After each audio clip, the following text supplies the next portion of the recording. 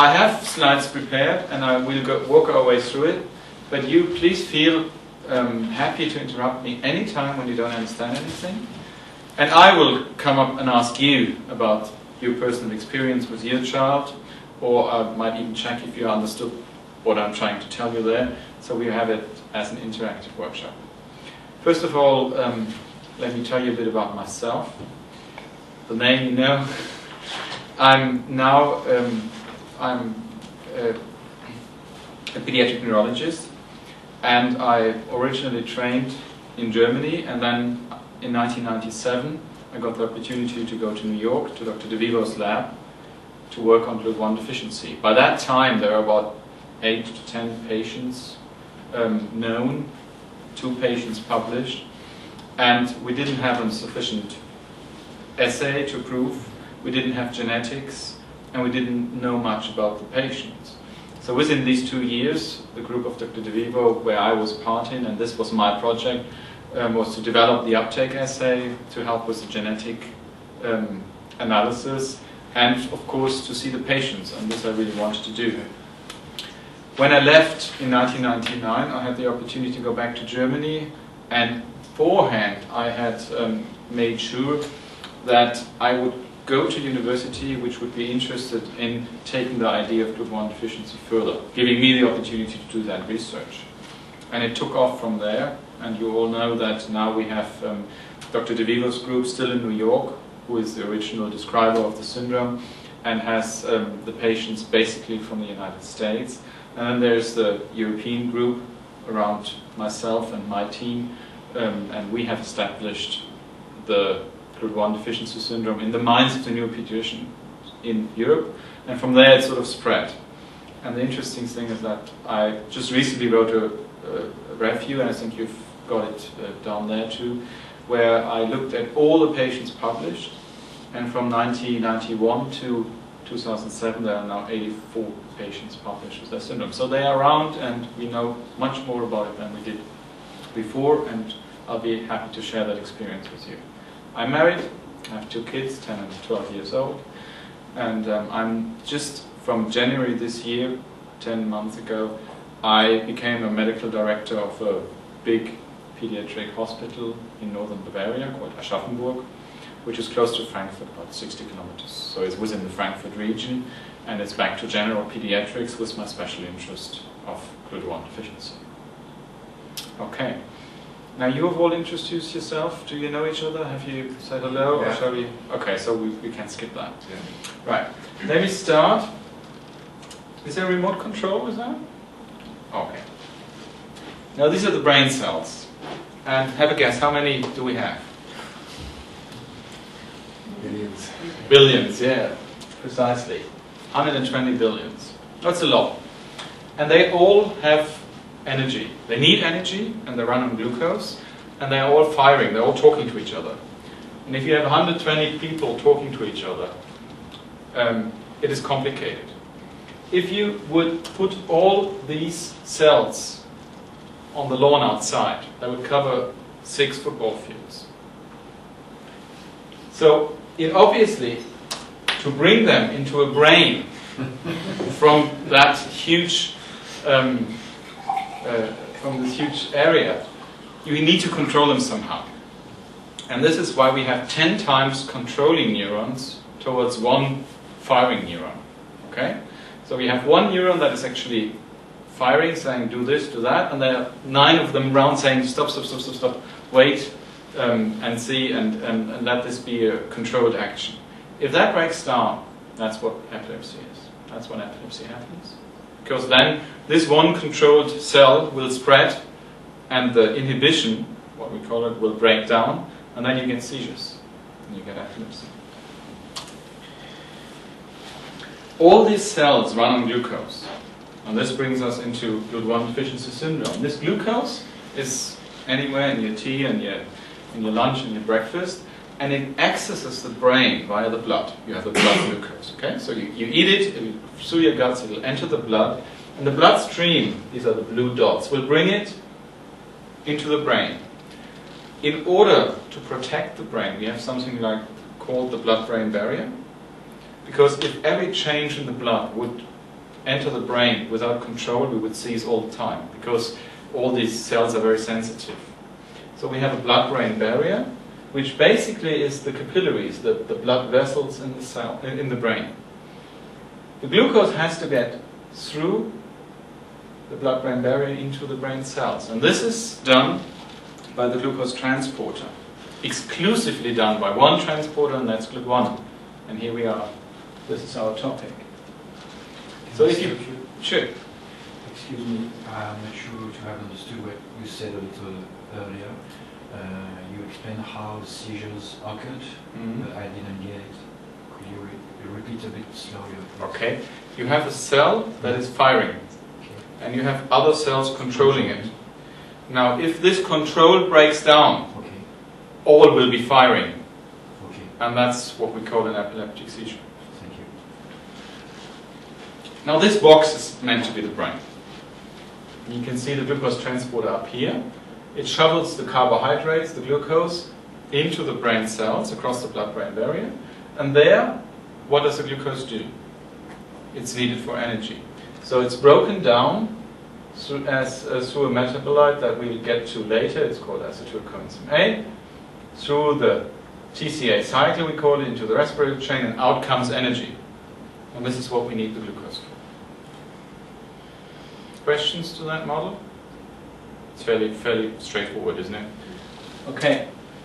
Now, these are the three topics I want to talk to you about. Glut1 deficiency syndrome, the treatment, the ketogenic diet, and lastly, the research. What are we up to? What are we planning? What are the things that we are interested in? And what problems do we want to solve? Now, as I said, here is the Glut1 deficiency. The glucose transporter doesn't work. This is the story. This is Dr. De Vivo. The picture is from 1999, and this is my little daughter. In 1991, Dr. De Vivo had this idea of two patients of him who had intractable epilepsy and developmental delay, and he looked in the CSF and he found low seizures of glucose, as many before him did, but no one had really thought this might be a disease. And he knew the literature on this glucose transporter, Glut1. So he had the idea, maybe it's a transporter why they have low seizures of glucose. And that's when, as I said, I joined his team, and we did the uptake assay in erythrocytes, because they carry a lot of these Glut1 transporters, so you can use the red blood cell as a model for the blood-brain barrier. And of course, genetics. You look at the gene, you find mutations, and then it's proven that you have this syndrome. And this is where we are today. 84 patients, including your kids, as far as they have been published. These are only the published ones. There are more around which are yet unpublished. So we have about 100 patients to date with this syndrome. In the world? In the world. And this is extremely important. Why? With two patients, no one really is interested in that syndrome. I think it's something very bizarre, something exotic. It's two patients in the world. I'll never see a child like this. With 100. Because I look, they're around. Go and find them. And the best argument to find them is we can treat them. So this is good news. And as I said, I've published that, and it should be somewhere in your folders. Now, what are their main problems? We have learned a lot about the children with Glut1 deficiency syndrome, because at first we thought it is just a very clear disease, like you have a broken arm, full stop, right? With that, now we learned that with increasing numbers, the symptoms of these children became more and more complex. And there were variants from the classical phenotype. And your children might well not just be the classical Glut1 deficiency syndrome, we originally thought is all there is, but might be a variant along the way, on the side of the classical. Will you say what the classical is? Yes. Yeah. Okay. The classical is a patient that has a mental retardation, or psychomotor retardation, which means that in terms of his mental abilities and in terms of his motor abilities, he's not up to his age.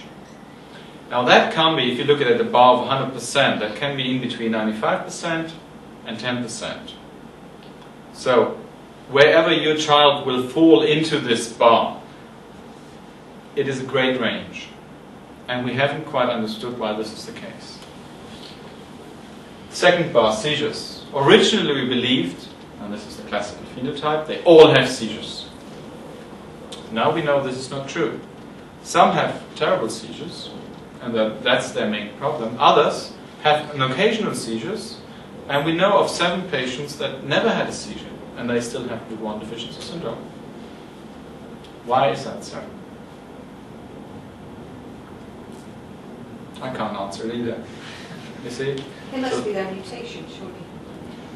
Okay, very good point. I'll come to that later when we talk about mutations. Yeah, well this is, you see, you are thinking like a researcher. You're thinking, I have a problem, it doesn't fit the problem, I don't have the right answer, where could the answer be? And it's a very good idea to say, well, maybe it's the genetic background. We come to that later.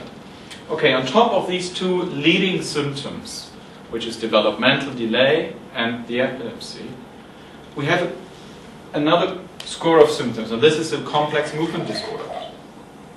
Complex movement disorder means these children don't move that smoothly and that forcefully. They have some sort of abnormalities in their movements. And these abnormalities can be described in medical terms. And you've all heard them, and you probably read them on the reports of your children. One of them is ataxia. Now ataxia means wobbliness. Ataxia just means that if you walk, and I can all make you ataxic.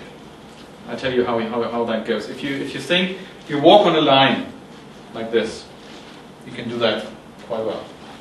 Now if I ask you to walk on that line with your eyes closed, you'll get more insecure, right? Now if I ask you to walk on that line backwards with your eyes closed, you almost get ataxic.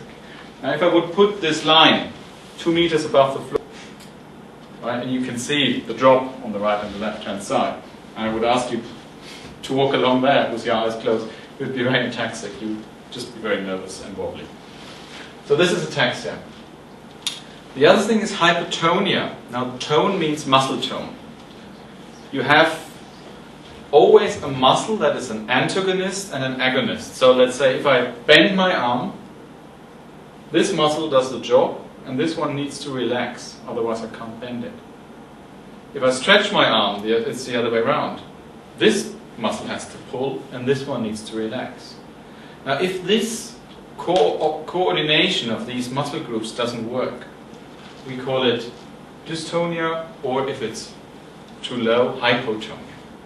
So hypotonia means sort of sloppiness. They don't have the muscle tone. And dystonia means that this coordination doesn't work, so they start exhibiting funny movements. They start turning their hands a funny way. They might have some sort of bizarre movements where you can see this is not smooth, this is not, doesn't look right, doesn't look normal. It's somehow dystonic, it's not the normal tone. And finally, spasticity. You all know what spasticity is. If you have children with cerebral palsy, which is common in your pediatric patients, you can see that they have this spasticity which comes from a damage in the brain. And again, a significant number of children have that problem. Now, did you follow me on these complex symptoms? Any questions? Can I ask then, with those symptoms, for some people, the diet helps those symptoms, but for others, it doesn't. So how does that fit then with that graph? We don't know. It's an observation to this point, but I'll come to that later. The last one is head size, isn't it? Exactly, I haven't mentioned that. Yeah. This is just that you know that the head in the baby grows within the first 2 years of life very strongly, very fast. These children start off with a normal head circumference, but then their head doesn't grow as fast as it should. And that's what we call micro, from small, and cephaly, from head. So they develop a smaller head. And this is easily explained because there's just not enough brain energy there. So the engine stalls, so it can't, sort of the brain can't develop as it should because it's an energy crisis in brain. And that's that for that. But not all of them have it, again. So you see, the classical phenotype would have it. They would have all of this. But there are children that don't have that, don't have that, don't have that. Can I ask a question about the brain? My husband worries about my daughter's head size growth. She's 4. She's always followed the same centile charts on the same centile, even though she's quite, I think something like the, is it the 8th centile? She's got a small head, but she follows the curve. At 4, would you be able to tell whether she was going to develop the microcephaly, or however you say? Would you, if you're saying that a lot of the growth happens in the first 2 years, would she be safe by the age of 4? Probably yes. Yeah, probably yes. So she would definitely not have secondary microcephaly. She might have a small head. Yeah. But if it's on the 8th percentile, it's still within the range of normal. Right. It's on the lower side, but do you all know the concept of percentiles? Yes. In terms of seizures, and this has been described in almost 60 patients now, we know that generally, again speaking of the classical phenotype, most children have their seizures within the first 6 months of life, 70%. But there are still 1/3 of children that have either the seizure much later, maybe 6 years when they've developed their first seizures, or there are 7 patients that have never had seizures and they still have proven Glut1 deficiency syndrome. And again, you ask, how can that happen? I thought that seizures is one of the main symptoms of Glut1 deficiency. We don't have the answer yet. Might be genetics, might be other causes that we haven't understood yet, and I'll show you later where the theories are. That is the research part. So, the classical phenotype would have a seizure within the first months of life. I'd like to show you one of these seizures. This is a very pleasant young girl from Austria, and I know her for, I think, about 6 years now. And she has seizures, and she's one of the few patients where the seizures weren't stopped by the ketogenic diet. And I saw her last week, and I was able to record one of these seizures, and I'd like to show you now.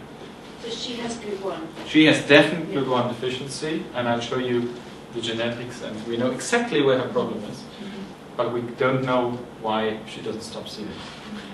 Seizures improve a great lot. So if you take it on 100%, her seizures now on the ketogenic diet might be 20%. So she improved a great deal, but she still has some seizures. That's what your definition of a seizure is, because we struggle sometimes about whether eye rollings are seizures.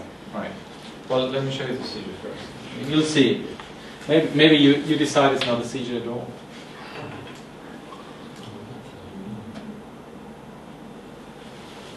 Just look at her. Can you move the... Okay, I'll just run it again.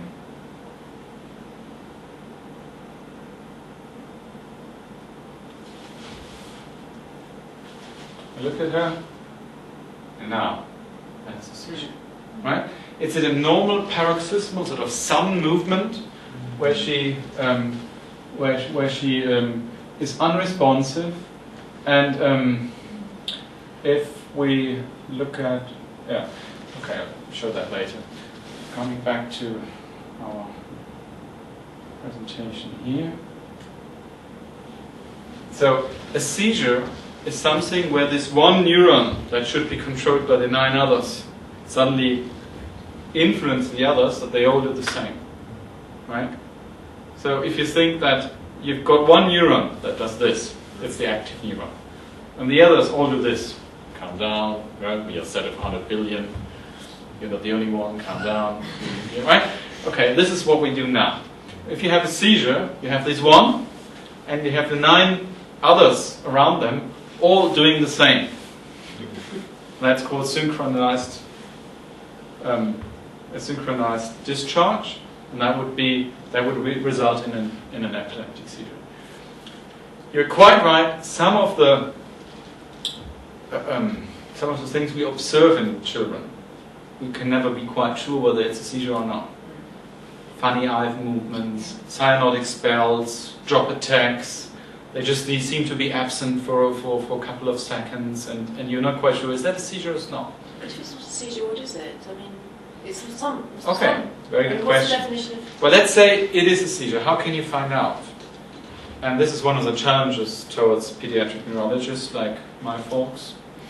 You have to, if you really want to find out, what you have to do is you do an EEG tracing, and you have a video next to it. So on the screen you can see the EEG tracing, the brain activity, and then you see the video, just as we look at it. And then you look, what does the brain tracing do at the very moment when you see this seizure-like event? And that helps you to decide then whether it's a seizure or not. Does that little girl have them regularly enough though that that's how you can catch it? Because it's catching it, isn't it, at the right time? Right, now they are sort of provocative tests, like if you don't sleep, if I don't sleep for 5 days, I'll have a seizure. Right, okay. So he can just take a video from me for 5 days and he will get a seizure. Yeah. In this girl, we knew that excitement and certain tasks that are very demanding of her, like doing this, Yeah. will provoke a seizure, and that's why we call it. We always wondered with just why excitement does. Why does it? Because excitement influences your neurotransmitters. The cells, the brain cells, they talk to each other by signals. Usually electric signals, but also neurochemistry. And this is the way our brain works and controls all these 100 billion cells. They send signals, and the signals are either electrical or they are influenced from neurotransmitters. Now, if you have an excitement, the neurotransmitters that activate this one cell will activate it further. And the neurotransmitters that control the other 9 cells will say, come on, let him get a bit excited. We want excitement now. Okay?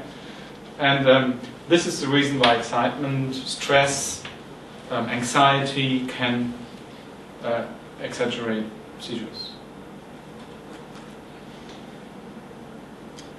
I'm wondering, Matthew, before he was on the ketogenic diet, before he had his final diagnosis, had a fasting EEG, which was extremely conclusive. I mean, it was amazing results.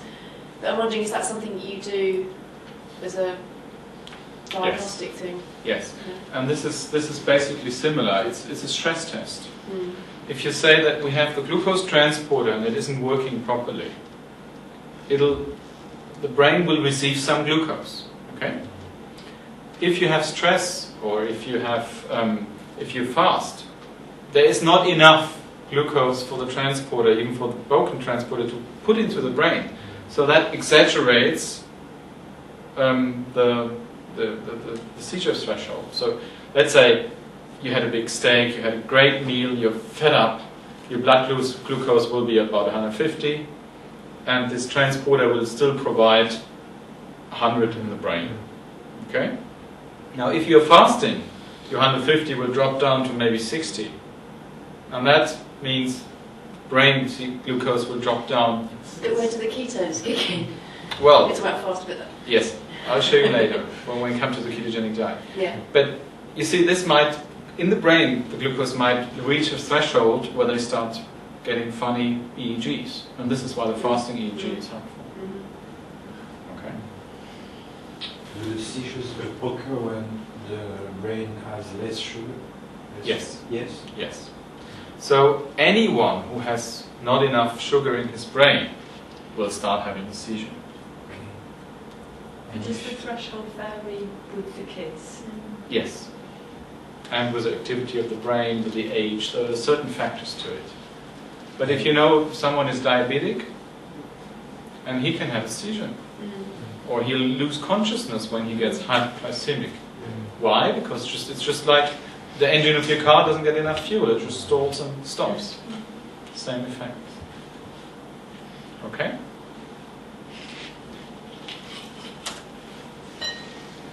Let me show you a movement a movie of the movement disorder. Remember the features? Ataxia, which was the wobbliness. Hypertonia, meaning sort of sloppy. spasticity, and dystonia, meaning there's funny sorts of movements. Now, let's see if you can identify these elements in Leah. I hope it will work. There we are. Can you see her? Look at her hands. Right? You can tell it's not a normal movement. Right? She sort of works funny. She jumps funny. Her hands are funny. See that?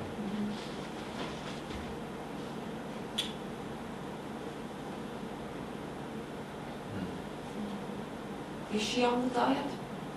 She just started. Yes, she started the diet on that. She's on the diet there. And it was worse before the diet. Okay? Now, let me just play that video again, and I'll point out the different movement aspects to you. So she's 6? Yes, I think she's about 6 years old on that one. Right. You can see that she's a very broad base, so she doesn't walk like this, but legs are far apart. She does some back kneeing, which means she rests her knees in order that she doesn't drop down. This is the hypertonia. This funny hand movement is a dystonia. This, what she's doing there. Okay, so she's hypertonic, dystonic, and you can tell that she is ataxic because otherwise she wouldn't walk like this.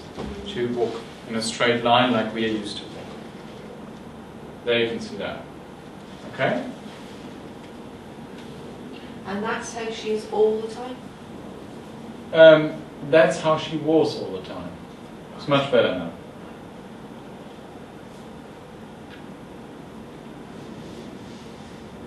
Did you recognize features of your Yes. of your own?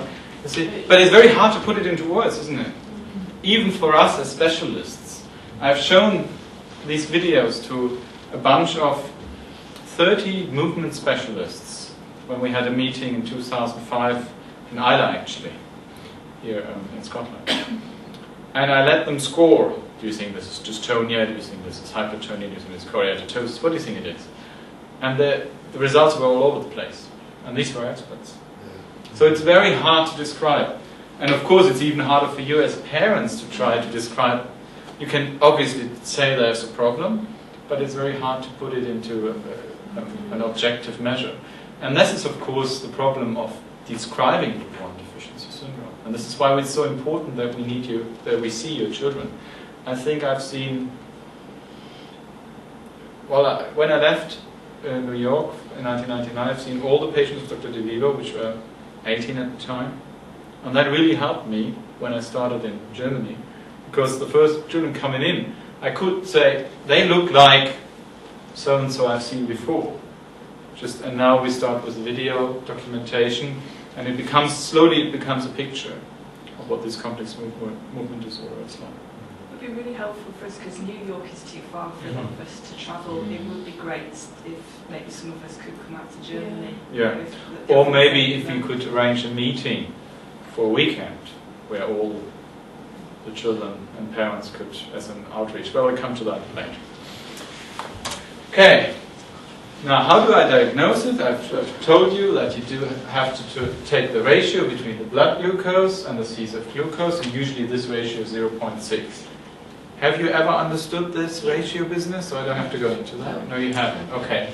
Now, if you have a blood glucose of 100, that's normal. Only 60% of that blood glucose will enter your brain via the glucose transporter. So it doesn't enter the brain one-to-one. Only a bit more than half of it. Now, if you have Glut1 deficiency, the blood glucose doesn't change. But of course, the glucose that enters the brain is about half of the normal, which would be, instead of 60, would be 30 or 35. And that brings you down to a ratio of 0.35 rather than 0.6, and this is how we suspect Glut1 deficiency.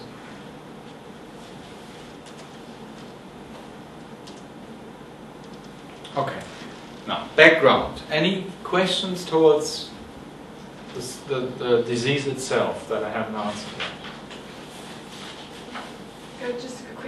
the classical presentation, was that, my daughter probably fits more into the movement disorder, so was the classical the seizure and the movement disorder, or was that? Yes, as we understand it by now. I personally believe, but that's why I'm collecting the data, that we have two different Glut1 deficiency syndrome phenotypes. We have a group of children that have seizures, and that's their predominant problem. And then we have a group of children where the movement disorder is the predominant problem, and only the occasional seizures, or maybe no seizures at all, are the problem. And I think this is the way to go, to divide Glut1 deficiency syndrome into two presentations, into two phenotypes. The one with the seizures, and the one with the movement disorder. And it's not exclusive, it's just the group with the seizures has seizures predominantly and less movement disorder, and the other ones have movement disorder and less seizures.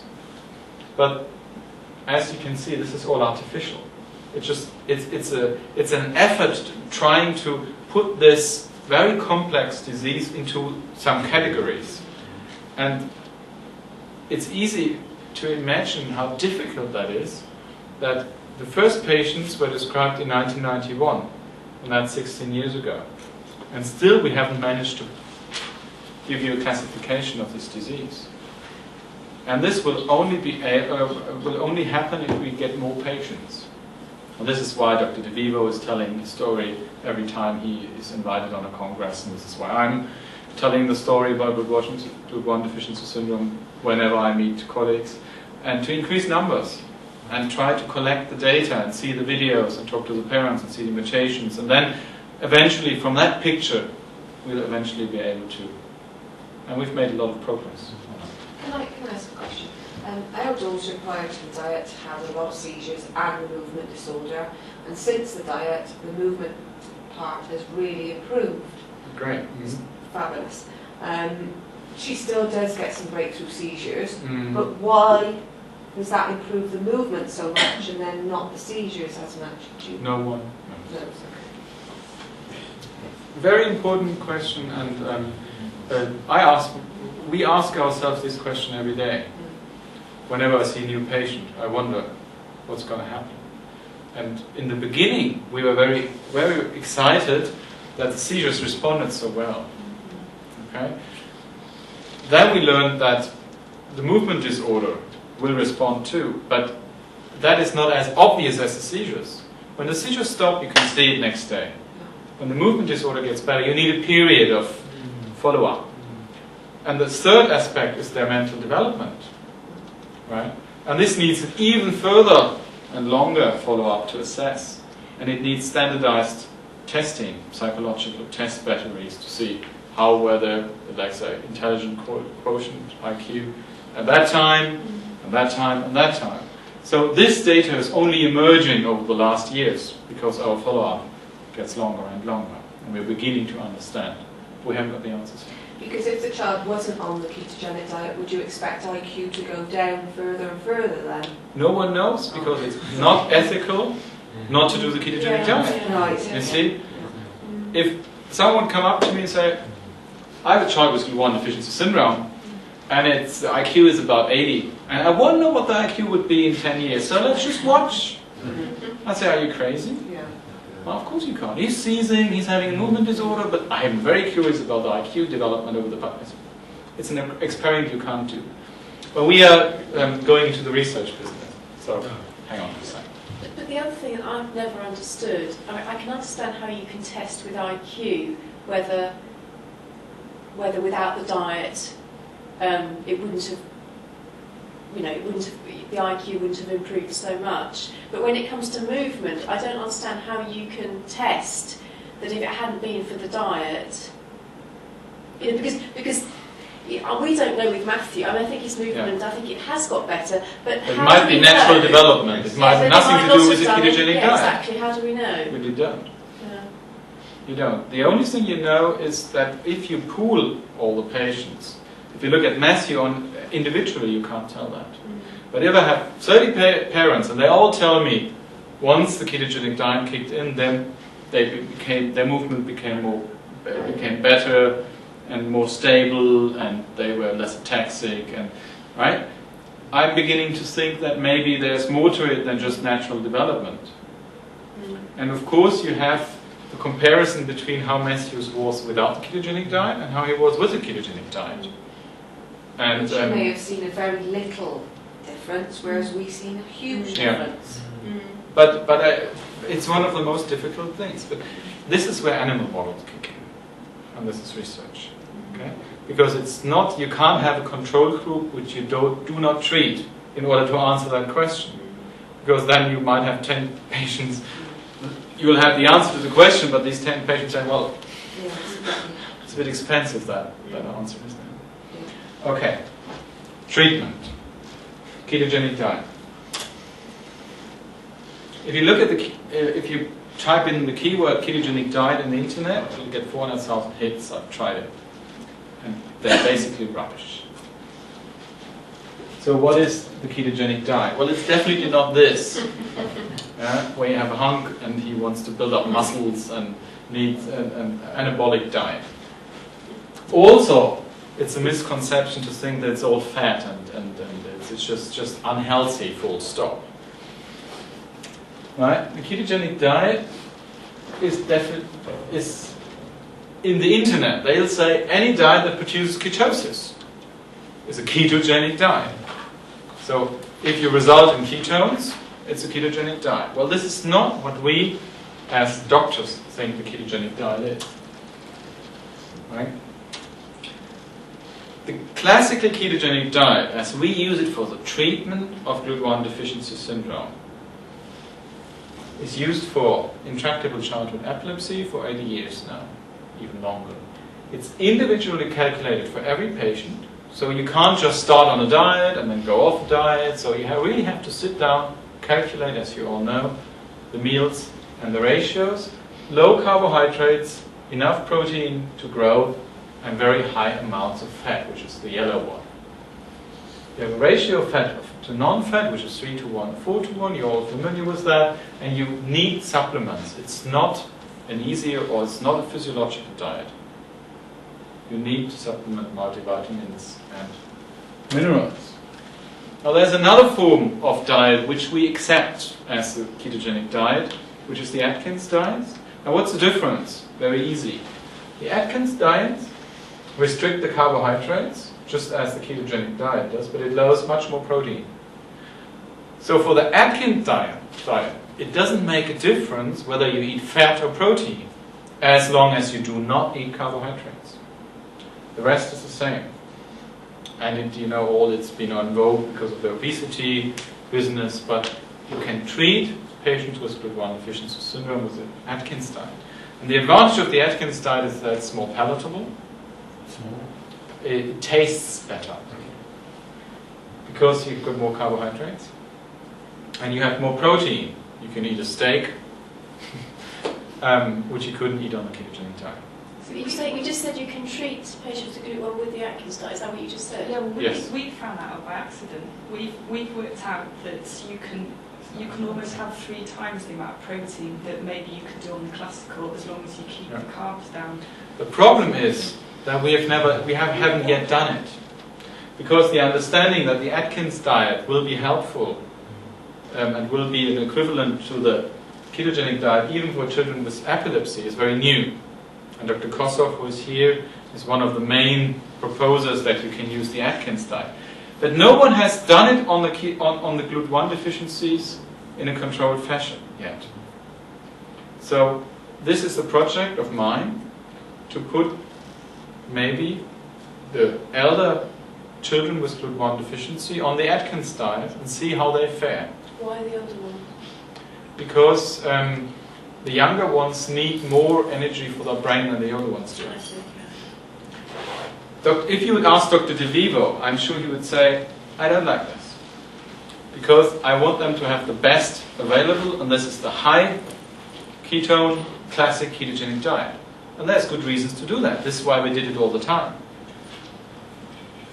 On the other hand, if you think that your child gets crazy eating the classical ketogenic diet and it's a fight every day and it just drives you nuts, it might be the better option to say, look, we try the Atkins diet, and no, I can't tell you whether maybe his brain development will be worse than on the classical diet. No one can, because again, you can't.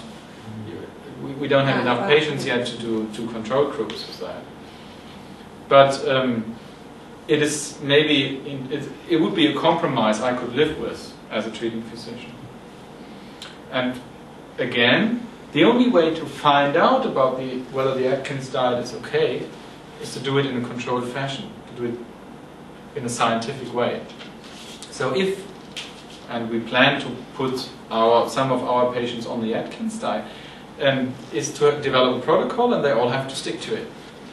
And then we can monitor that and follow it up, and maybe we can get some ideas whether they do just as well as others who will continue the ketogenic diet. Can I ask then, would they be eating a huge amount of protein then, obviously, to get the same value of fat as... Well, they will be ketotic anyway. Right? No matter whether they have that, because the ketosis depends on the amount of glucose you get, or carbohydrates. Yeah. Right? So as long as the carbohydrates are low, you have ketosis. Right. But in that, the way you've divided up the pie, you've got more carbohydrate there, haven't you? Even though the Atkins is lower carb, it's still more carbohydrate than the ketogenic diet. Yes, there's still some more carbohydrates than the ketogenic diet. But this is a 4-to-1 diet. If you would use 3-to-1 or 2.5-to-1, it would look like this in terms of... So with that then, are you saying that you wouldn't be expecting blood ketone levels to be at a sort of 4 to 5 beta? Well, this has been the debate over the past 48 hours here at this Congress. And there's a lot of evidence saying that maybe the absolute levels of ketones are not that important at all. Maybe there are other aspects that are much more important.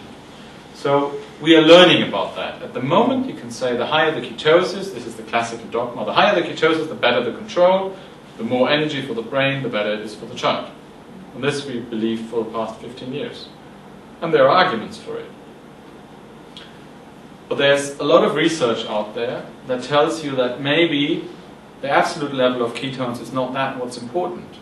Maybe other things like which ketone it is, whether it's beta-hydroxybutyrate or isodenate, whether which fatty acids you use, whether it's polyunsaturated or fully saturated fatty acids, things like that might influence that. And we are sort of challenging our own ideas at the moment. So there's a lot of movement in that. Can I ask about the carbs? Jess was put on the MCT diet, which allows more carbs, and we found that didn't work. So one of my questions is, can you have too few carbs, or can you have too many carbs on the MCT version? If you see what I mean. So the first question is, can you have if we thought, right, if you lowered the carbs low enough, that helps control seizures, but can you go too low? And the second question is, why did the MCT diet work? Was it because there was too many carbs? Okay. First question, can you go too low with the carbohydrates? Yes, you can.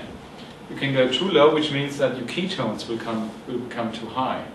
And if the ketones are too high, you will become acidotic, which means that you become sour, and that makes you makes your appetite go. It makes you feel drowsy.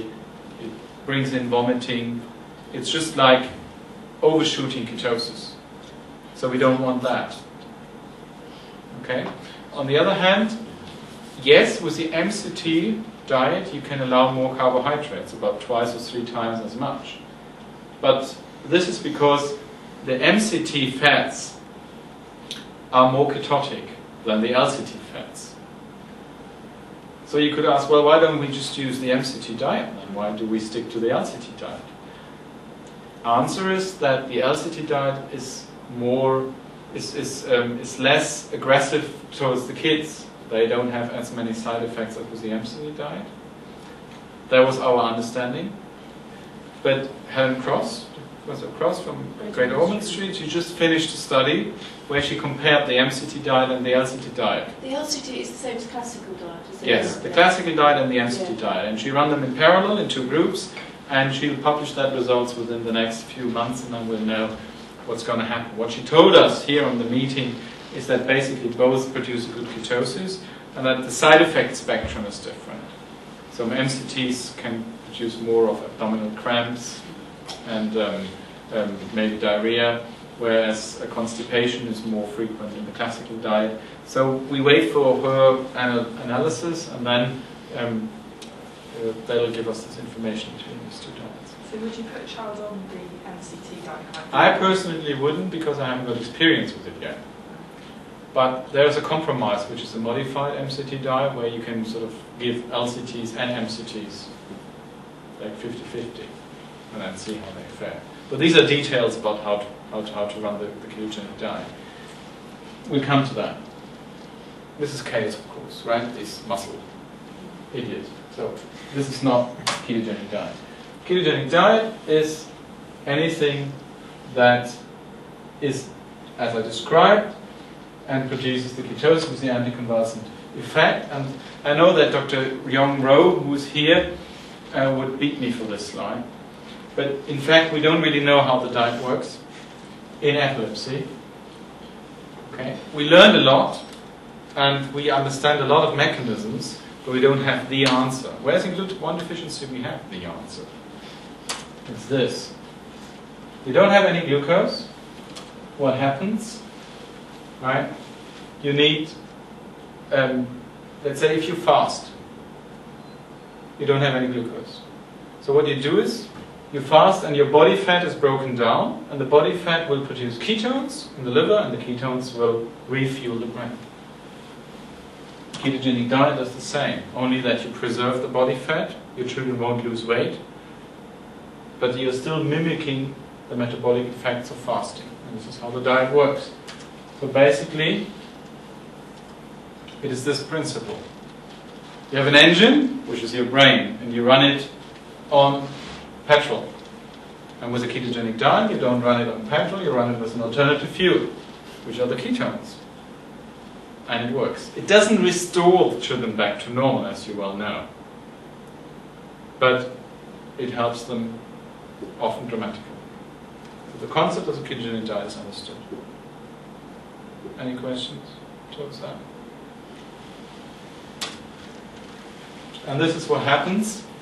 This is the fuel, glucose. And if you start the diet by fasting, what happens is that the glucose goes down. That's logical. And then the ketones will rise. And once they have reached a certain level, which you can measure in the urine and the blood, then you can introduce a ketogenic diet. And the crucial period of introduction of the ketogenic really is that. But you all went past that, your children are on the ketogenic diet? Yeah, but Matthew, we didn't do the fasting bit. Okay, so this is a bit easier than without the fasting, and you can do it both ways. It's been now accepted that you can either fast or not fast, because in the end the result being ketotic will be the same. And then you can control it in the urine and in the blood. And it's important for you to know that we have two ketone bodies, which is acetoacetate and hydroxybutyrate. And in the urine, we only measure one of them. And in blood, we measure the other one. So you don't get the complete picture. So when would you use which? Sorry? We use monitor and We use both. we use both.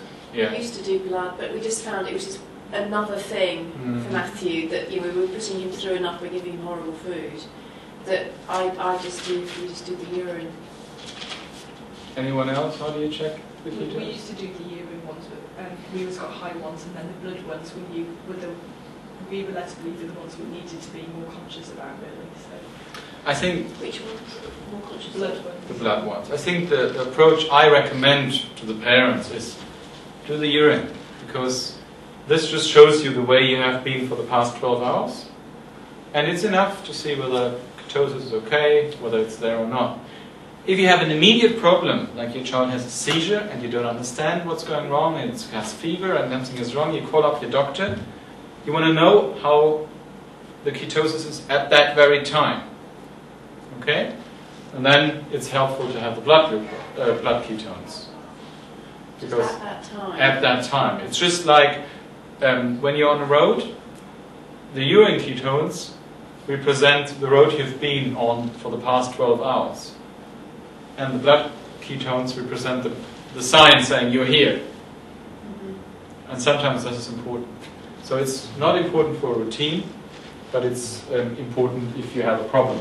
We found it's good though, because if in the morning you could do the urine stick and it could look pretty good, but then if you see something, then recheck with the blood, and then you can see it's not so good, so it's like, right, let's add in some extra collagen, and then perhaps it'll boost it instead of things getting worse. Yeah.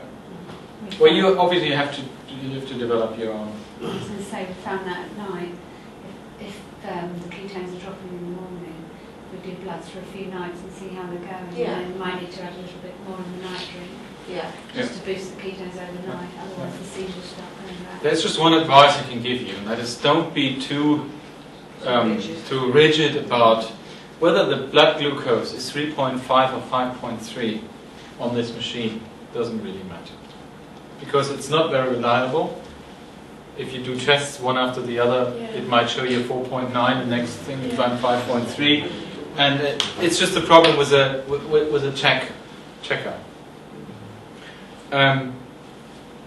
Again, we always, our belief was that the higher the ketones, the better it is. Unless they are too high, as I just explained it to you. But this is an assumption. We don't know it for sure. Maybe there are other things just as important as the absolute level of ketones. So don't be too religious about it. Oh, this is a bit, sorry, I have to. Okay, this you know. I don't think I have to go into that. You all do the ketogenic diet, and I think I can skip that. Now, how about seizure control on the ketogenic diet? These are 16 patients, and if you look at them, most of them are red, which means daily seizures, or yellow, which means seizures 2 or 3 times a week. They are all Glut1 deficiency patients. We put on a ketogenic diet, and then we evaluated how did they change on the ketogenic diet in terms of seizures. And the result was that from, this is 10, 1, 2, 3, 4, 8 that were really bad with their seizures, just 1 was left that still had bad seizures, and you just saw that child. And it did improve afterwards. So, and you can see that basically the shift is from here to here. So this is just good evidence that the ketogenic diet does a lot of good in terms of seizures, but it isn't 100%. There are still some children that do not change dramatically, maybe the ones that have the movement problem predominantly, and there are some where at least there's one patient in this term where we weren't as successful as we hoped to be. Can I ask then, do you know why that one child improved No. No, you don't. No. See? It's funny. Sorry. When you meet an expert like me, the parents, you say, oh, he'll have the answers, right? And sit there. And when I was at training at Columbia University, I was going to one of these grand rounds, and I was seeing all these big shots and experts every day. And there was one sitting there, and always he won a big prize, and he was a really, really important man. And half the questions he got thrown at, he said, that I don't know, that I don't know, that I don't know. I said, what's he doing? He's the expert, he should know. Well, when you answer one question, usually you get 2 new ones. And to really answer questions like, does the ketogenic diet help in Glut1 deficiency syndrome? The answer is yes, full stop. But if you look into the details, and does it help in terms of seizures, mental development, movement disorder, it becomes more complex. And you will very soon, even as the expert, you'll end up saying, I can't really tell you. Not yet. We know you don't know everything, you've got to ask. Okay, but this is a child which always, and this was my first patient in Germany with Glut1 deficiency syndrome. It's a 4-year-old girl, of Turkish origin, and she had about 200 seizures a day. She was 4 years old. She couldn't walk, she couldn't talk, she couldn't stand, and she had these terrible seizures. And we diagnosed the syndrome, and I put her on the ketogenic diet. Now, this is what happened. This is before the ketogenic diet. Just look at her, how wobbly she is. This is ataxia. Yeah? It's also hypotonia because I have to support her, otherwise she would fall down. That's me in the background. And she couldn't, she had the seizure and couldn't talk. Now this is after 6 months on the diet. Look at her. She can walk, she had 50 words.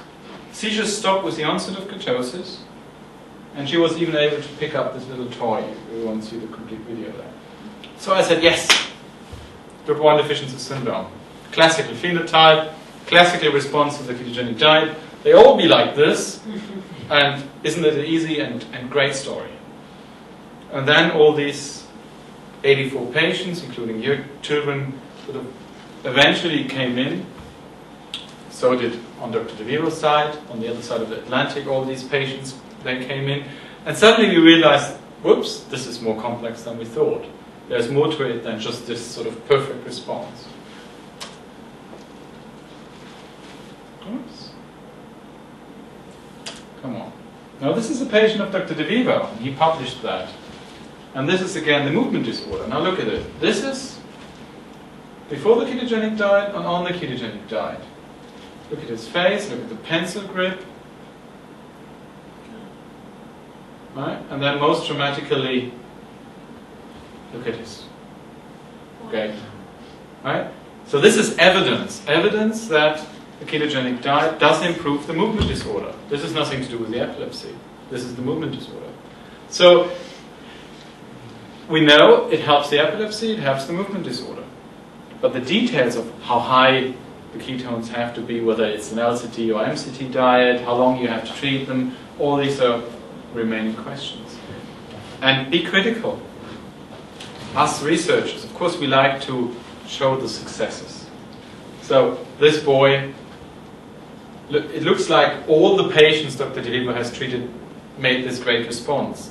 In my video, it looks like all the patients I've ever seen after 6 months were perfect. Of course, you only publish the dramatic ones and the nice ones. And really, there should be a journal for unpublishable results where you say, well, this hasn't really worked, and I need to tell that too. Is that child always walking like that? For our daughter, she walked like that at times, but then she would walk fine. And it was no, it can be paroxysmal. Yeah, that's so clear. Yeah. Yes. And this very bad. And this was paroxysmal. Yeah. Things like that, but then it would go. Yeah. You know? And again, you can observe that, and that's the first step. But then you have to ask why. And this was a paroxysmal disorder too. At least Dr. DeVivo published it as a paroxysmal disorder, because I've never seen this patient. But the dietitian who's treating that child is here at the moment. So if it was, what's that word, whatever, if it paroxysmal, sort of, intermittent. So if it was intermittent beforehand, would you still expect the same intermittentness, but to a lesser degree when that same child was on the diet? Because Jess was diagnosed at 3 months and put on the diet at 4 months, so we don't know what she would have been like not on the diet, because she's always been on it, if you see what I mean. So we were interested in what she might have been like, if that sounds good. Yes, but you'll never find out. Right. I'm sorry. But there's no need to find out, is there? Right? Right? It's just curiosity. But some of them have this movement problem constantly, and others have it intermittently. And again, this is a part of this complex phenotype. Well, I was going to say that I can imagine Claire wants to know, because she wants to know that all her hard work and everything and all the diet is actually paying off. But I can give you You want to know. a view of that, because Yeah. I know Cleo was 7 before she went on the diet, so you've got the fact that it wasn't every day to start with, but then it was several times a day as she got older, so I think it probably did get worse. Right. Okay, side effects. You all know about the side effects of the ketogenic diet. There are acute side effects when you started, and there's sort of chronic side effects, long terms, which we don't know. And the one that's bothering us most is the high-fat diet causing atherosclerosis maybe later. And we haven't answered that question. The positive answer would be no, because we limit the calorie amounts. They are not fat like obesity, they're just normal kids. And the fat we offer them is fat that they burn up. They use it anyway, so why should they become a problem? On the negative hand, I would say, well, they still have high cholesterol levels, You never know what, after 10 years, what happens. No one has looked into that. And maybe when they are 40, they're getting heart attacks. How do you know? Okay? And this question is unanswered.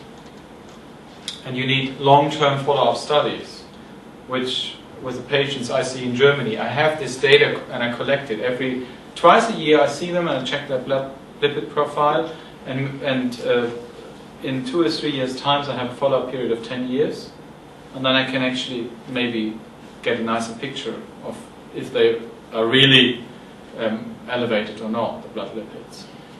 But let me give you my personal pragmatic answer. You have a treatment, and this is the ketogenic diet. Now you have proven that it works for epilepsy, you have proven that it works for the movement disorder. I showed you the video, at least in the majority of patients. And there's very good evidence that it improves their mental outcome. So even if the worst comes to the worst and the ketogenic diet has an atherogenic profile, it is still the treatment you should do. Even if I would know that at the age of 40 they are getting heart attacks or need a bypass operation or make gastropaes, things like that, which honestly I don't know. I hope not, but it could happen. Right? So you have to allow the thought that this might happen. I would still say it was correct to do it, because I gave them the opportunity of developing much better, and lifespan of 40 years where they led a life, of course limited maybe by the ketogenic diet, but I wouldn't know how it would have worked without. Worse, I'm pretty sure. Sorry, what does atherogenic mean? Atherogenic means atherosclerosis, that it supports atherosclerosis, clogging of arteries. Okay. But it's an unanswered question. And there are very, very rare reports of patients. There's one patient with Glut1 deficiency syndrome that died of pancreatitis. What age? She was school age. School age? Yeah. And anyone can die of pancreatitis. You and me could die of acute pancreatitis. And she was living in the remote area of Nova Scotia, so it wasn't easy to bring her into hospital and all that business. Still, if you are positive, you could say, well, just could have happened to anyone. And if you're negative, you could say, well, maybe she got pancreatitis easier because she's on ketogenic diet. We don't know. There's bruising, which I don't really see in my patient. I don't know if your kids bruise easier. It's been reported, but we don't know why. And I looked into it. I never found evidence for it.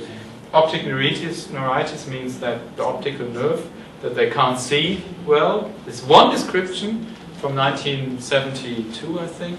Never ever heard of it again. Cardiac arrhythmias, meaning the heart is irregular. Now I followed that on my patients, never seen that.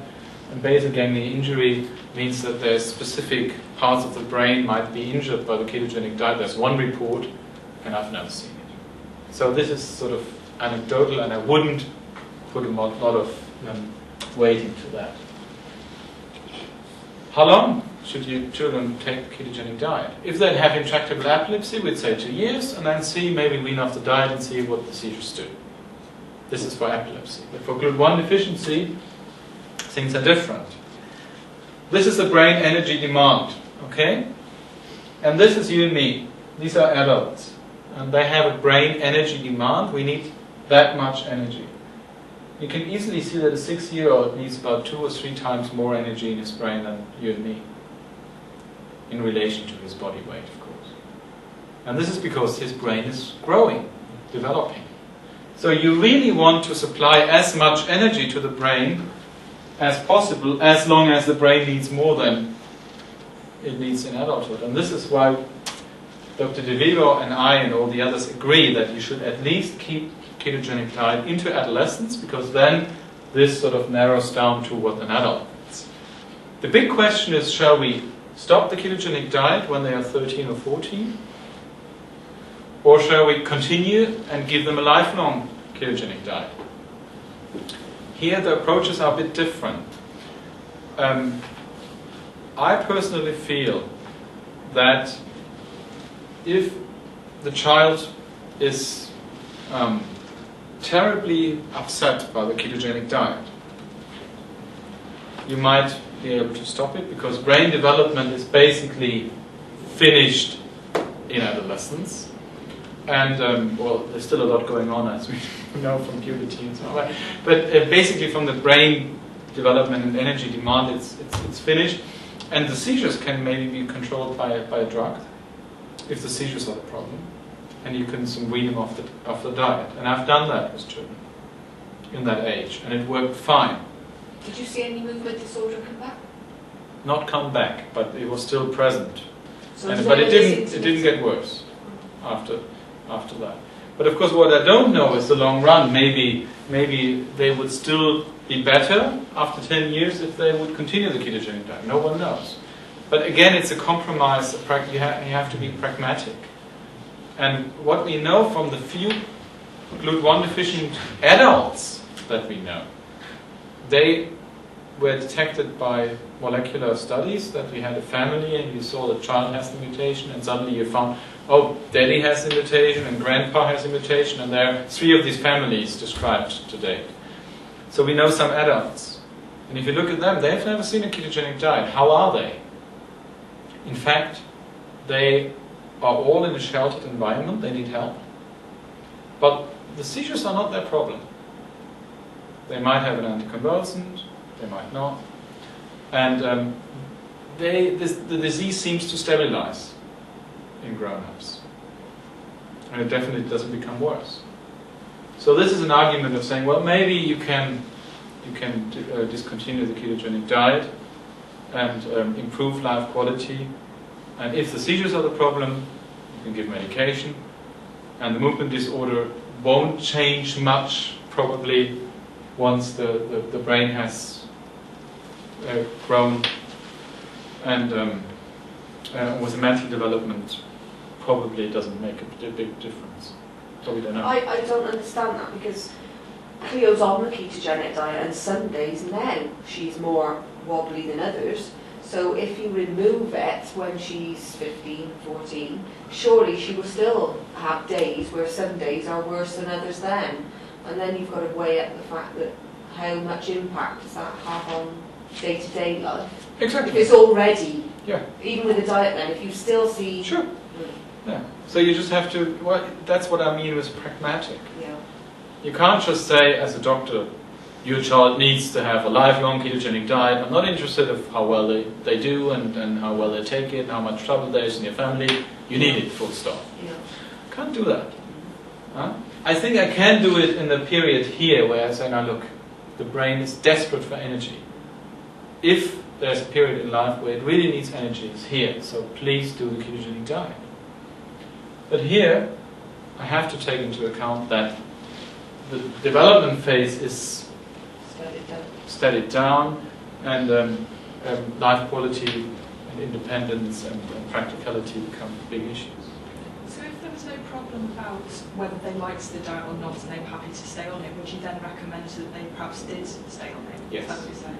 Yes, I think I would do. Of course, you could argue the other way around, be devil's advocate and say, well, 12 years of the ketogenic diet in terms of side effects, clogging up your arteries is quite enough. Right? Let's stop it here. Maybe when they're 40, they are better off with hearts and arteries. And That's a hard one, isn't it? it's a tough one, yeah. And we don't have the answer yet. Maybe I suppose you could try though, couldn't you? Take them off for a little while if they... Well, that won't help. And then come back. No, that won't help because it's the long run that counts. In 50 years' time, we'll know. No, Because I guess if they were 15 and you said, oh, let's try it now, a spell without the diet, if you manage, then Yes. okay, but if Yes. you don't, you have Yes. to go back on. Exactly. And I've done, with the kids, I've done it. I made them sign a contract. I said, well, look, Yeah. I'm your doctor, Yeah. and we can try it. So that means that A, you take your anticonvulsant drug, which that girl needed, Yeah. and you take it regularly. B, if it doesn't work, you're happy to go back on it, and we'll decide that together with your parents. And that worked. Because don't forget, they have the mental retardation. So you can't argue with them like we are arguing. And if they have a mental handicap, you have to give clear-cut instructions. You do this, you do that. And if she wants to come off the diet, these are the rules. I just want you to understand that this is not the final thoughts about this problem. We are still at the beginning of understanding. And now, of course, the patients that we are increasingly recognizing are shifting into adulthood now. So in 10 years' time, we'll have more adults that we have followed from baby years or childhood years into. And then these answers will be answered. So these questions will be answered eventually. But they'll still only be answered to the individual, and each individual is so different that you can't answer as a whole. Well, you can. For instance, with a heart attack or the stroke, the clogging of the arteries, in 50 years' time, there'll be 200 Glut1 patients, I just postulate, and they'll all be 40. And then you can just look how many of them have problems with the arteries and how many don't, compared to the normal population. And they will answer your question about that, but won't help us now. Okay. Excuse me, how old is the oldest person with Glut1 you know about? It's a 56-year-old man. 56? So we don't think life expectancy is really a problem. And they all don't have increased heart attacks or seizures. But they didn't have a ketogenic diet, did they? Because they were just diagnosed as adults. So, bottom line is, seizure control, yes. Movement disorder, yes, but you need a longer follow-up and can be individually very variable. Cognitive function, we don't have enough data yet. And side effects, the same. Now this is the most interesting part, research. What's going on? What can we do? Now this is back in 1994. This is how we knew what the brain looks like in terms of glucose transporters. This is the blood vessel. This is the blood-brain barrier. And they are brain cells. And this is the glucose transporter, Glut1, that transfers glucose into these brain cells. Just look at the picture like a drawing. And now I'll show you what this drawing looks like in 2007. We have understood that it's much more complex, the same story. So it's easy, you have Glut1, full stop. Now you can see that you have at least Glut1 to 8 in the brain, and that you have the ketone transporters, and they're in here too. And suddenly you see that they all talk to each other, and that's the job of the basic researchers, to sort out why is Glut1 in here, why is Glut1 in here, and not just in the blood-brain barrier. So these are open questions. Apart from the transporters themselves, which the neurochemists are looking into, we know a lot about the genetics now. Now this is the gene. You know it's on the chromosome 1, and it's a small one. Only got 500 amino acids, and if you put these 500 amino acids in one line, this is the membrane, and this is the transporter. If you just take a transporter and you stretch it, you can see that this is the chain of amino acids that the transporter is constituted. And here are the mutations. And you can see that they are all over this gene. Some are at the beginning, some are at the end of the transporter, some are here, some are there. Some are stop codons, where the chain gets stopped and the transporter won't be built any further. Some are just mutations where the chain is completed, but it got the wrong information. And we have some hotspots. These are these ones, where you can see that more than one patient had a mutation at the same spot. And you would think, isn't that perfect? I have patients 1, 2, and 3, and they all have, you see, 1, 2, and 3, they all have a mutation here. They should look alike. They don't. Right? So you think all these 3 patients here will have epilepsy and a mild movement disorder. But in fact, there might be one who has severe epilepsy, no epilepsy, severe movement disorder. And you don't understand. You say, why? It's all the same mutation. And the answer is it's much more complex than we think. The mutation isn't everything. That answers your question, can you look at the mutation and just sort them out? Unfortunately, it's not as easy as that. But for Marlies, the girl with the seizures, I showed you, we can at least tell her that her mutation is in here. It changes one amino acid to another amino acid. And what happens then, we went to a neurochemist, biochemist, and he had a 3-dimensional model of the Glut1 transporter. And he was able to show that this amino acid will cause this helix, it's like this, to be much tighter wrapped. And that way, the whole Glut1 model folds differently, and this is the reason why it doesn't work. So you have to imagine it like one of these 3D puzzles, and if one of the links doesn't click correctly, it'll all be messed up. And that's why she's having that problem. It doesn't answer why she's still having seizures, but at least I can tell her that's her problem. If a child had that in exactly the same spot, it could be very minorly affected, and yet somebody could be Don't ask me why. Does it matter whereabouts on, because we've been told it's a bit like a sentence, does it matter if it starts, the mutation happens early on and that affects the rest of the sentence? Well, yes, it can matter, but that always depends on the individual mutation. And this is what we are learning. All of these helixes and loops have certain functions. And if you take it further, well, this is, by the way, this is Leah, the one with the movement disorder. And you can say that answers your question. Her mutation is at the end of the protein.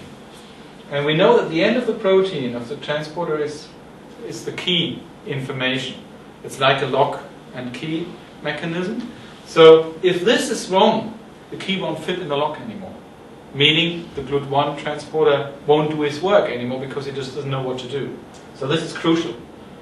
And we knew that from biochemists who had nothing to do with Glut1 deficiency. But we know, we have a patient here and she has a mutation here, and this mutation actually causes a different tail to the transporter. So suddenly the key looks different. And the transporter won't work. This is exciting for us as scientists. And it's exciting for Leah because I can tell her, this is your problem. But it leaves a lot of open questions, of course. Can I ask Sure. something? I talked to Walter when we were waiting reception, and he said that when he got the blood results for his son Victor from Holland, we said our son's going to Holland as well, he seemed to get more information back about what the mutation actually meant for his son. I mean, we haven't had that information because Yes. I don't understand how, from what you're saying, you can't really tell anything from the mutation in terms of how that child will be. No, not in sort of how the child, but I can tell why the child has the problem. But can I say what you? I mean, Walter said that the information he was given was that his child was severely impaired. Just from the genetic point of view, this is not correct. That was not. It explains why your child has a problem, but it can't explain the degree. What I can offer you is the gene was severely. the gene. the gene, not the child. You see, this is a big difference. They can say the gene doesn't work because this is a very bad mutation, but they can't tell you whether the child is just as badly affected or not because it doesn't link one to one. If you're interested, you can send me the mutations via email, and I can give you that. I can explain if we find the mutation. I can put it into this picture, and I can mail it out to you so that you can understand. And I put a comment on that too, so I'll be happy to do that for anyone. This is a three-dimensional model of this transporter. Of course, it doesn't look like a symbol.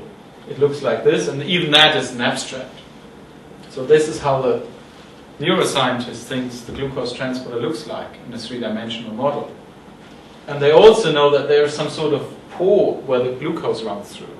And it's not just a hole where the glucose drops like a coin and goes in. It's something very complicated.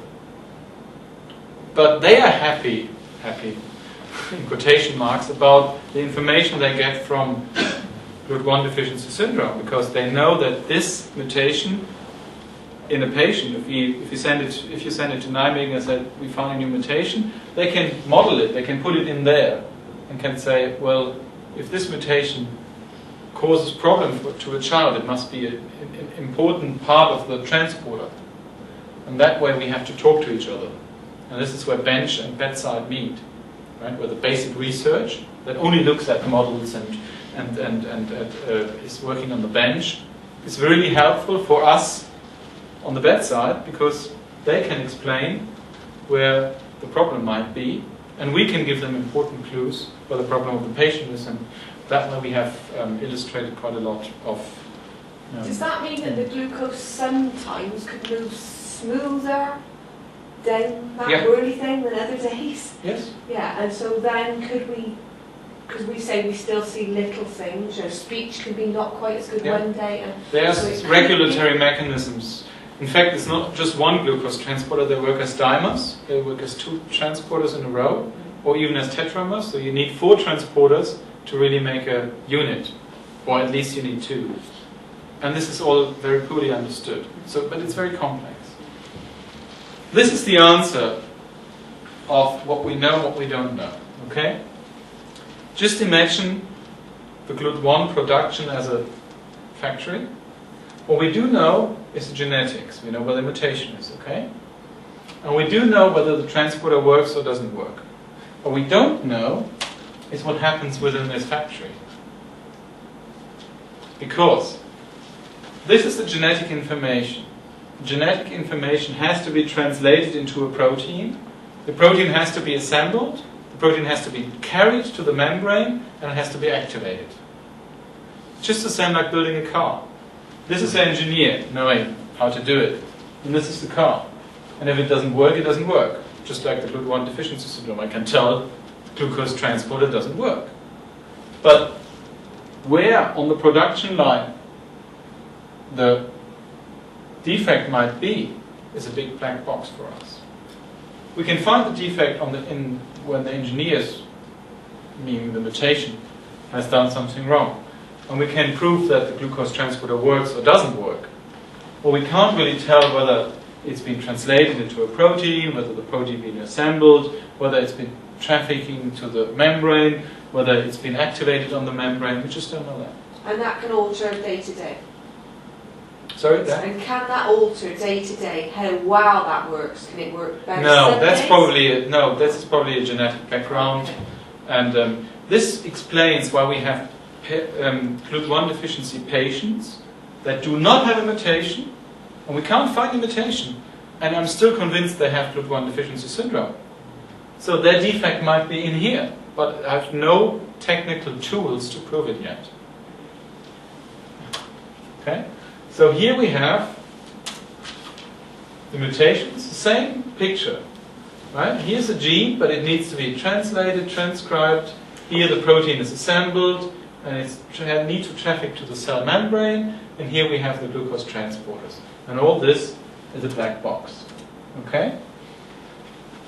So how can you approach that? You can have a mouse with Glut1 deficiency. And we have 2 mice model now. This is the mouse of Dr. Heilig in Chicago, and I visited him in 2004. And I've seen these mice. They have seizures, they have ataxia, and they're very fragile. And this is the reason why you have to dress up that way if you want to look at them, because otherwise they'll just die of infections or stress. So they are severely ill. But of course, with these mice you can do experiments, like feeding them a ketogenic diet and see how they do, or feeding them new drugs, which we wouldn't do with children, because we just don't know what the drug does. But with mice we could do that and then see what happens to the glucose transporters in the brain. And if you have a drug that works perfect in the mice, then you have a good idea that maybe you can try that in a human too. You see? But this is one chance to do animal models and have a model of a mouse that has the same problem like your children, but do things in the mouse that you would never do in the patient in order to find out about mechanisms, how things work or don't work. And this is just in the beginning. Is this quite recent then that you've acquired the mice? Well, we haven't got them yet. Oh, Dr. Heilig's got them. okay. He's in Chicago. And Dr. De Vivo has a mouse with Glut1 deficiency syndrome. And I don't know what he's doing with his mouse at the very moment, but I'm sure he'll be looking into mechanisms of Glut1 How did you deficiency. manage to find a mouse with Glut1 DS? Sorry? How did you manage to find them mice? Oh, they were genetically engineered. They were bred. Yeah, they're called knockout mice.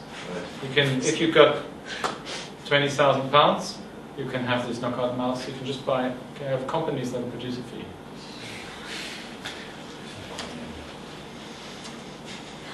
So, what could you do with this mouse? This is the mouse with Glut1 deficiency syndrome. You can feed it a ketogenic diet or novel drugs that you think maybe might activate the glucose transporters or enhance the glucose transporters. You could also do all sort of tests with the mice, like let them run in a wheel and see this is a normal mouse and this is a ataxic mouse. Right? You can see if they improve on certain diets or on pills. And of course, poor mouse, well, you could put it in an MRI and see how the brain changes, how the brain functions in the live mouse. And of course, at the end of it, you can look into the mouse brain itself and see how the glucose transporter is changed on the very spot, which obviously you can't do in patients. Right? So there are lots of opportunities there. And the question really is, what can we do to treat children with Glut1 deficiency syndrome? Alternative substrates, we already do that. This is the ketogenic diet, running the engine with a different fuel.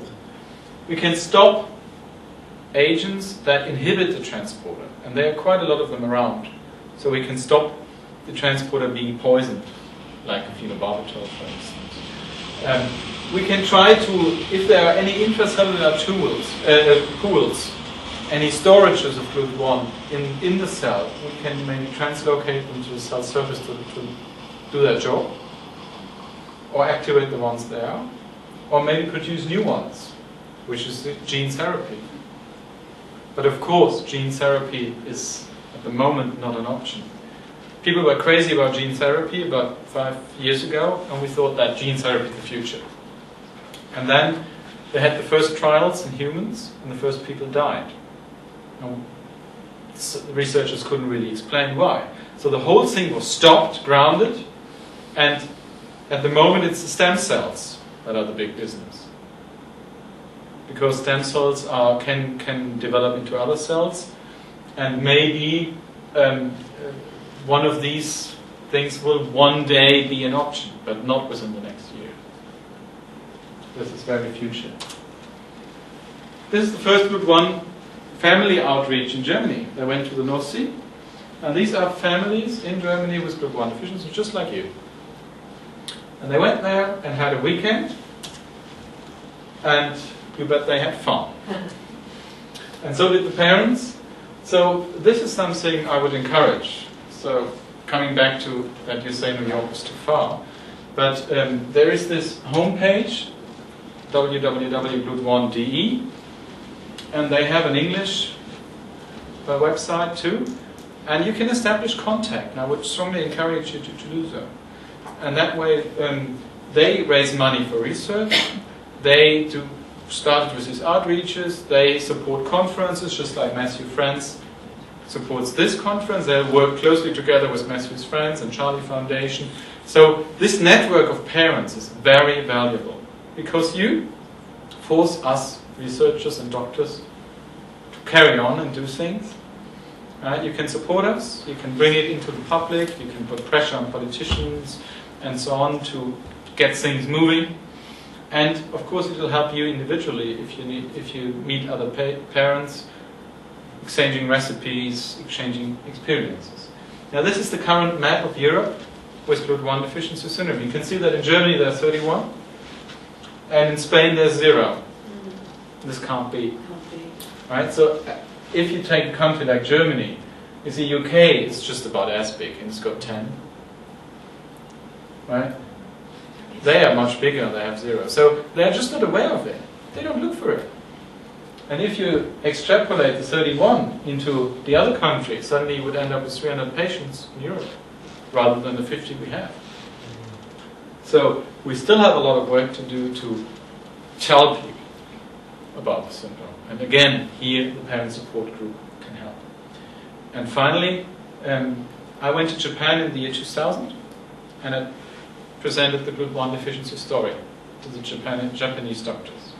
And they thought it quite interesting, and it was, yeah.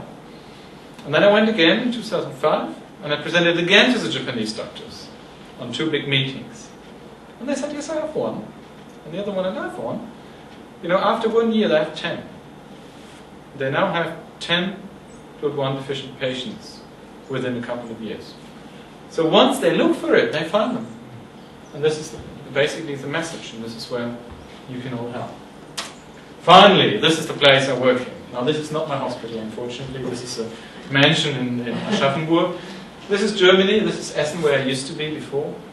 And this is Frankfurt, and just close to Frankfurt is this place called Aschaffenburg, and this is where I am now, and where I'm going back in 5 minutes.